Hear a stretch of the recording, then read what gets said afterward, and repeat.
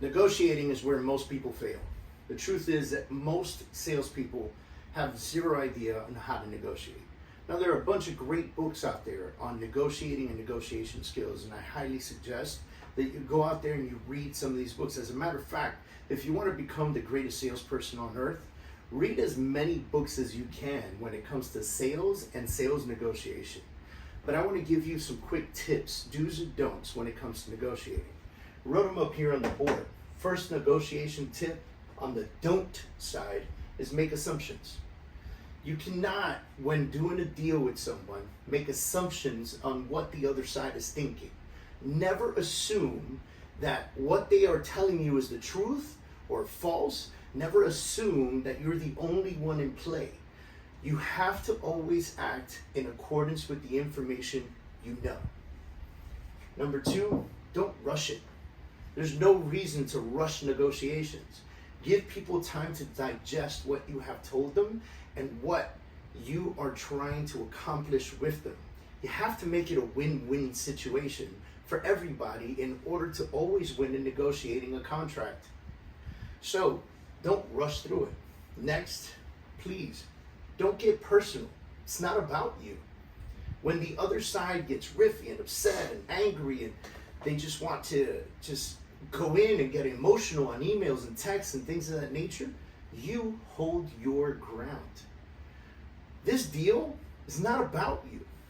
It's about the deal. And it's about your client. And your client is allowed to get personal, and they're allowed to get emotional about it. But you, as the person in charge of negotiating this deal, should not be getting personal about that deal. Now let's go into some do's. Do try to be the first offer. It's your responsibility to find a home for your client, not your client's responsibility to find it on another website and tell you about it. It's your job to put in the work and find the right home for a client. And you should know when a new home hits the market, and you should be telling your client, we need to be the first ones there to go check this property out because it fits all of your needs, wants, and whys.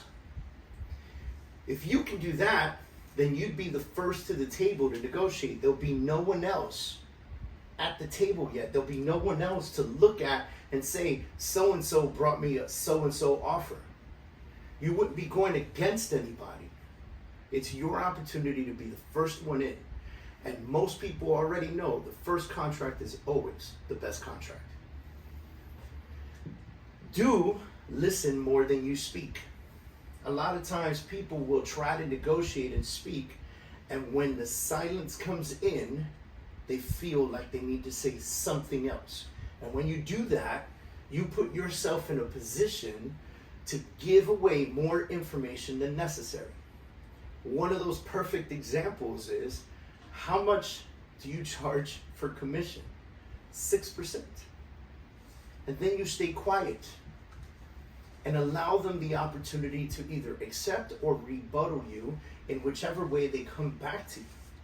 But if you say 6%, and then you get uncomfortable in the quiet moment and you go, but you open the door wide open to sell yourself short in this negotiation process. If you say to somebody on the other side of the transaction, we are firm on the credit we are requesting for the roof, and you stay quiet, they feel compelled to give you information. But if you say, we are firm on the credit we're expecting on the roof, and then you get uncomfortable with that quiet moment and you say, but I can talk to my client and see if they'll budge, you've just opened the door again for added unnecessary negotiation. Do use your words wisely. When we say listen more than you speak, when you have the opportunity to speak, use your words extremely wisely, okay? And I say this because a lot of times we say things that we probably shouldn't say. A lot of times we give away more information than's absolutely necessary. A lot of times we're talking about the path rather than the mission. And so I would highly suggest you take heed to these do's and don'ts that I gave you right here. But guys, these are just my favorites. It doesn't mean that it ends there.